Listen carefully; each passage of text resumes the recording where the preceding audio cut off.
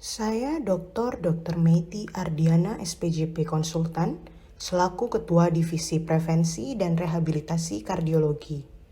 Divisi Prevensi dan Rehabilitasi Kardiologi merupakan divisi yang menangani tentang pencegahan penyakit kardiovaskular dan juga proses rehabilitasi pasien-pasien penderita penyakit kardiovaskular.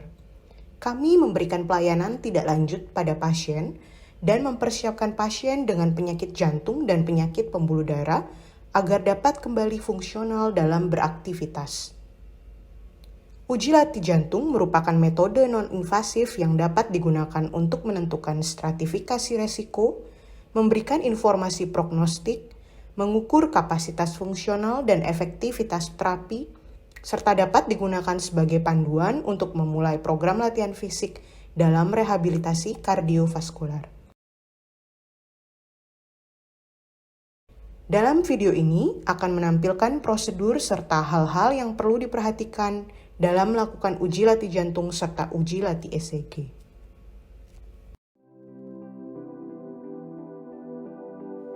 Dalam mendiagnosa penyakit jantung koroner yang obstruktif, membutuhkan suatu tes diagnostik untuk menegakkan diagnosa tersebut, dan clinical likelihood pada guideline ESC 2019 sangat membantu dalam pemilihan tes diagnostik untuk menegakkan diagnosa penyakit jantung koroner yang obstruktif. Sebelum membahas tentang pretest probability, perlu diketahui klasifikasi klinis keluhan angina. Adapun 3 kriteria dari keluhan angina yang akan membantu dalam mengklasifikasikan secara klinis keluhan angina, yaitu keluhan rasa tidak nyaman pada dada bagian depan atau di leher, rahang, atau tangan. Keluhan dipresipitasi oleh aktivitas fisik. Keluhan berkurang dengan istirahat atau nitrat dalam waktu 5 menit. Berdasarkan kriteria tersebut, keluhan angina dapat diklasifikasikan menjadi 3, yaitu angina tipikal jika didapatkan 3 kriteria di atas, angina atipikal jika didapatkan 2 kriteria di atas, dan bukan angina jika didapatkan 1 atau tidak didapatkan kriteria di atas. Tabel ini merupakan pretest probability pada pasien kecurigaan adanya PJK dengan keluhan nyeri dada berdasarkan panduan ESC 2019. Pada tabel ini terdapat komponen penilaian berupa tipe angina, dyspnea, usia, dan jenis kelamin. Pada tabel ini dapat dilihat adanya area berwarna hijau gelap adalah kelompok yang memiliki manfaat paling besar untuk pemeriksaan non-invasif, dengan PTP skor di atas 15%. Area berwarna hijau terang adalah kelompok pasien yang pretest probabilitas PJK-nya antara 5 hingga 15%. Adanya tabel PTP dapat membantu dalam perlunya pemeriksaan diagnostik pada suatu individu, sehingga dapat mengurangi prosedur diagnostik yang tidak diperlukan dan biaya. Pada individu dengan PTP kurang dari 5%, memiliki probabilitas adanya suatu PJK obstruksi yang rendah. Prosedur pemeriksaan diagnostik tidak perlu dilakukan, kecuali ada alasan yang kuat perlunya pemeriksaan diagnostik dilakukan. Pada individu dengan PTP 5 hingga 15%, memiliki probabilitas adanya suatu PJK obstruktif antara 5 hingga 15%. Prosedur pemeriksaan diagnostik dapat dipertimbangkan penilaian klinis, informasi pasien, ketersediaan tes diagnostik, preferensi pasien, serta clinical likelihood PJK obstruksi yang akan dibahas setelah ini. Pada individu dengan PTP di atas 15%, memiliki manfaat paling besar jika untuk pemeriksaan diagnostik non-invasif.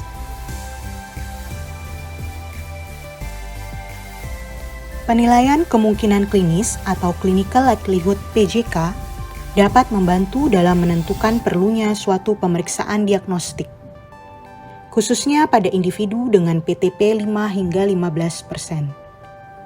Hal yang dapat menurunkan kemungkinan klinis atau clinical likelihood PJK: 1. ECG saat latihan yang normal.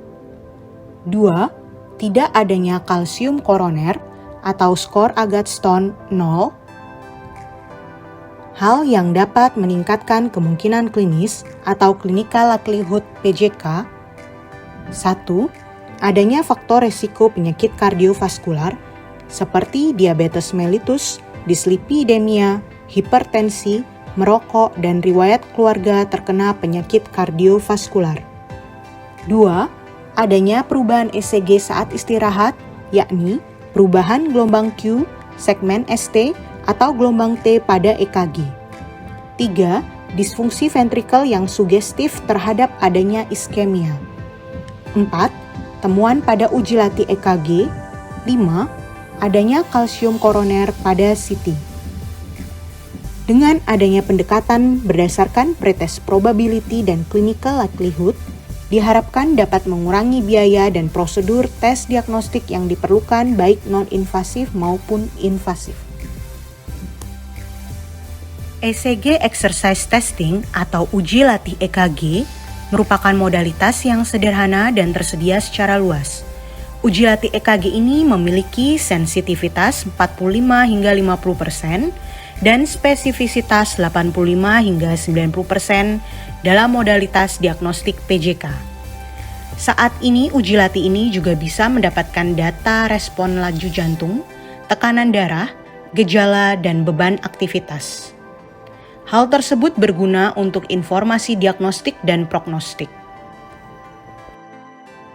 Uji latih jantung dapat menilai diagnostik, prognostik, dan terapeutik individu. Dalam menginterpretasi uji latih jantung, 4 hal yang perlu dilakukan penilaian dan pengawasan pada individu. 1. Hemodinamik dinilai dengan denyut jantung dan respon tekanan darah sistolik dan diastolik. 2. EKG perubahan segmen ST dan disritmia supraventrikular dan ventrikel. 3. Tanda atau gejala klinis yang membatasi. 4. Untuk respon pertukaran gas ventilasi dapat dinilai jika menggunakan cardiopulmonary exercise test, sehingga tidak dilakukan pembahasan pada video ini. Berikut ini adalah kriteria interpretasi uji latih jantung berdasarkan buku pedoman uji latih jantung PERKI tahun 2016. Penilaian hemodinamik berdasarkan respon denyut jantung. Dalam menilai respon denyut jantung, perlu dinilai heart rate recovery pada individu tersebut. Heart rate recovery atau disingkat HRR adalah selisih antara denyut jantung maksimal dan denyut jantung saat pemulihan pada menit tertentu. HRR ini menggunakan prediktor HRR 1 menit dan HRR 2 menit pada uji latih treadmill. HRR 1 menit yaitu laju jantung maksimal dikurangi laju jantung menit pertama pemulihan, di mana nilai normal di atas 12 kali per menit bila pemulihan berdiri atau aktif, dan di atas 18 kali per menit bila pemulihan langsung berbaring atau pasif.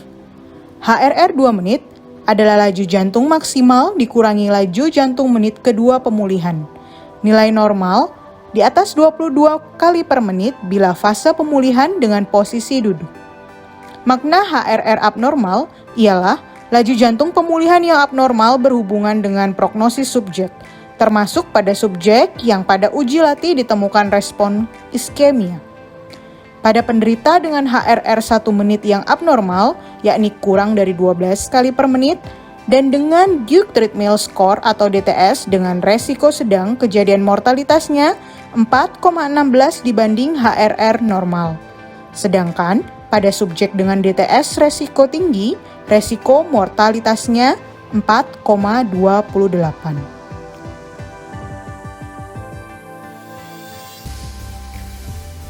Dalam menilai respon denyut jantung, juga perlu untuk menilai chronic incompetence atau disingkat CI pada individu tersebut. Chronotropic incompetence adalah ketidakmampuan jantung untuk meningkatkan lajunya sesuai dengan peningkatan beban atau kebutuhan. Batasan chronic incompetence adalah bila pada puncak uji latih jantung yang adekuat didapatkan chronotropic index tidak mencapai 80%, atau tidak mencapai 62% bagi yang menggunakan penyekat beta. Laju jantung tidak mencapai 85% dari perkiraan laju jantung maksimal berdasarkan usia, yakni 220 dikurangi usia. Laju jantung tidak mencapai 120 kali per menit pada uji latih jantung yang adekuat. Makna parameter chronic incompetence adalah Subjek simptomatik dengan adanya chronic incompetence mempunyai resiko kematian dalam 2 tahun sekitar 1,8 hingga 2,19 kali lebih besar dibandingkan mereka yang tanpa chronic incompetence. Subjek tanpa depresi segmen ST pada uji latih jantung tetapi menunjukkan adanya chronic incompetence mempunyai resiko 4 kali lipat insiden PJK dan berisiko lebih tinggi untuk kematian dan infak miokard akut.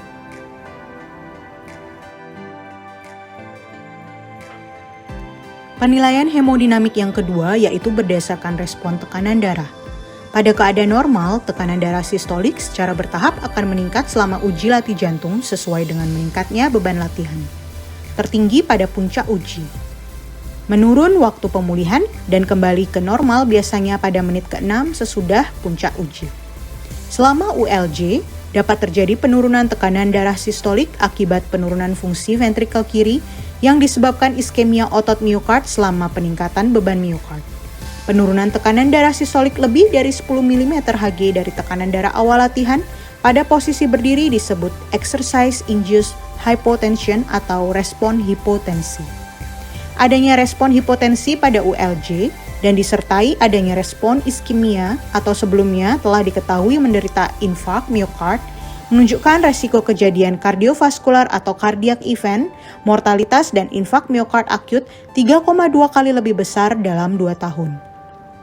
Selain adanya respon hipotensi, juga dapat terjadi adanya respon hipertensi atau exercise-induced hypertension. Respon hipertensi adalah kenaikan tekanan darah sistolik hingga di atas 210 mm Hg atau kenaikan 10 mm Hg tekanan darah diastolik dari tekanan darah awal latihan atau peningkatan tekanan sistolik lebih dari 40 mm Hg per stage protokol Bruch. Respon hipertensi yang terjadi pada beban yang sedang mempunyai resiko kejadian kardiovaskular atau cardiac event dan mortalitas 1,36 kali lebih besar dalam 15 tahun.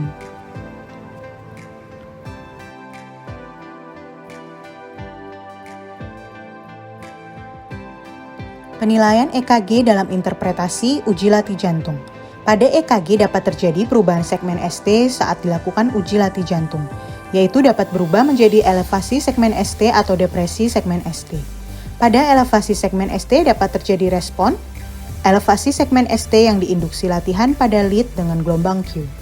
Elevasi segmen ST yang diinduksi latihan pada EKG normal, kecuali pada AVR atau V1 dan V2.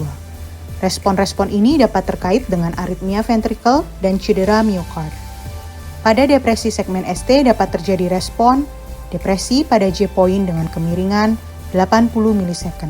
Depresi segmen ST horizontal atau downsloping. Tes positif bila depresi segmen ST horizontal atau downsloping di atas sama dengan 1 mm pada J-point selama 60 hingga 80 ms. Semakin banyak lead dengan segmen ST iskemik, semakin parah penyakitnya. Depresi segmen ST signifikan saat recovery kemungkinan merupakan respon positif.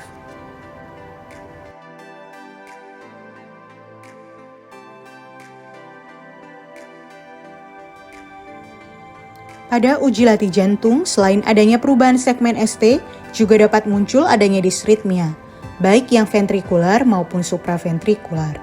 Berikut adalah beberapa respon yang dapat terjadi terkait disritmia ventrikular. PVC selama ULJ tidak menyingkirkan cardiovascular disease. PVC multiple, multiform, dan non-sustained VT, kemungkinan cardiovascular disease dan atau prognosis buruk jika ada tanda dan atau gejala iskemia miokard, riwayat kematian jantung mendadak, kardiomiopati atau penyakit jantung katup, serta ventricular ectopy saat pemulihan. Berikut adalah beberapa respon yang dapat terjadi terkait disritmia supraventrikular, yakni atrial flutter atau atrial fibrillation bisa didapatkan pada penyakit jantung organik atau karena efek endokrin, metabolik, atau pengobatan. Sustained supraventricular tachycardia atau SVT disebabkan olahraga dan mungkin memerlukan pengobatan atau elektrokardioversi jika penghentian latihan gagal mengembalikan iramanya.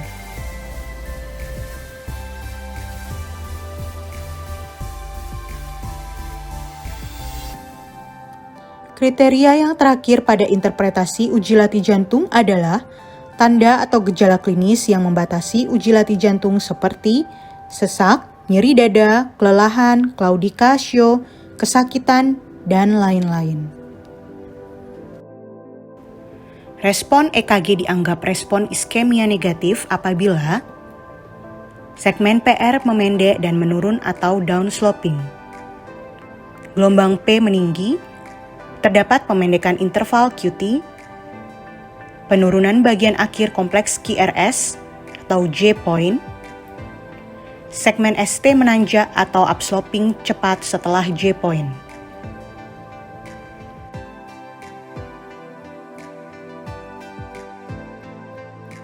Respon EKG dianggap respon iskemia positif apabila 1. Depresi segmen ST di atas sama dengan 1 mm di bawah garis isoelektrik pada 60 mD setelah J-point, bila segmen ST depresi horizontal atau downsloping.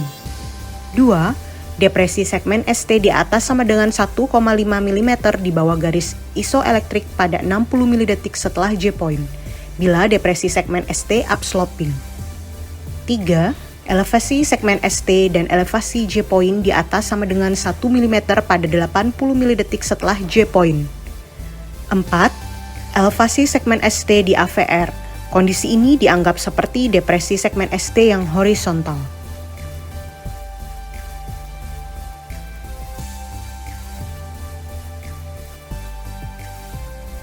Kriteria sugestif iskemia miokard pada uji latih jantung adalah depresi segmen antara 0,5 hingga 1 mm di bawah garis isoelektrik pada 60 mD setelah J-point, bila depresi segmen ST horizontal atau downsloping. Depresi segmen ST di atas 0,7 mm dan di bawah 1,5 mm di bawah garis isoelektrik pada 80 mD setelah J-point, bila depresi segmen ST upsloping. Nyeri dada seperti angina yang timbul karena uji latih, hipotensi yang timbul akibat uji latih, elevasi segmen ST dengan elevasi J-point antara 0,5 mm dan 1 mm. Irama ektopik ventrikular derajat tinggi terutama yang timbul pada beban uji latih jantung yang rendah. Perubahan pada EKG tersebut harus didapatkan pada kelompok sadapan tertentu yang saling berdekatan. Tidak hanya ditemukan pada satu sadapan saja, kecuali yang ditemukan pada lead AVR. Uji latih EKG dinyatakan positif palsu pada individu dengan adanya LBBB pada ECG saat istirahat, irama pacu jantung, sindrom Wolff-Parkinson-White, depresi segmen ST lebih dari sama dengan 0,1 mV pada ECG saat istirahat, terapi dengan digitalis, hipertrofi ventrikel kiri, ketidakseimbangan elektrolit, abnormalitas konduksi intraventrikel, serta fibrilasi atrium.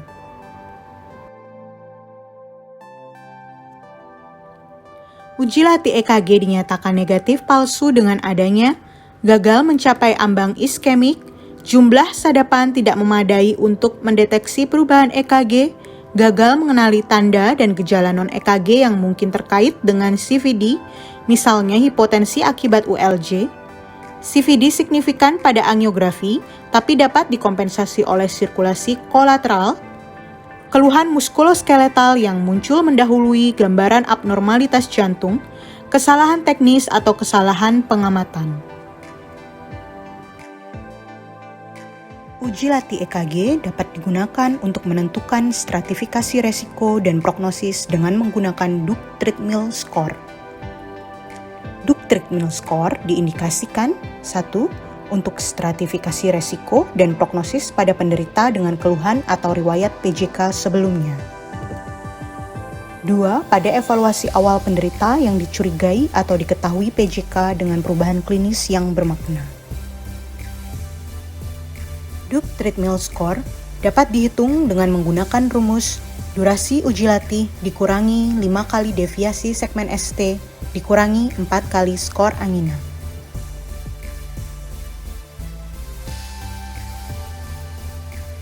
Durasi latihan adalah jumlah waktu dalam menit uji latih treadmill dengan protokol Bruce. Deviasi segmen ST adalah perubahan segmen ST baik elevasi atau depresi yang paling dalam dibanding awal latihan. Skor angina 0. Tidak ada angina. 1. Terdapat angina tidak menghentikan latihan. 2. Terdapat angina dan menghentikan latihan.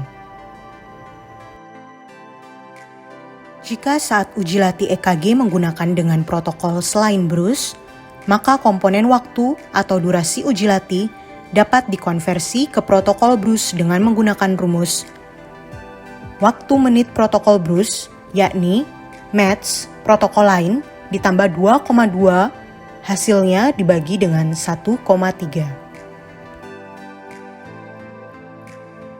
Setelah didapatkan hasil Duke Treadmill Score, maka berikutnya dapat ditentukan stratifikasi resiko pada pasien tersebut yang berguna untuk menentukan manajemen diagnosis dan terapi selanjutnya. Stratifikasi resiko dan prognosis berdasarkan Duke Treadmill Score, yakni skor Duke Treadmill Score di atas 5 merupakan risiko rendah dengan survival 5 tahunnya adalah 97%. Skor Duke Treadmill Score minus 10 sampai dengan 4 merupakan risiko sedang dengan survival 5 tahunnya adalah 91%. Dan skor Duke Treadmill Score minus 11 merupakan risiko tinggi dengan survival 5 tahunnya adalah 72%.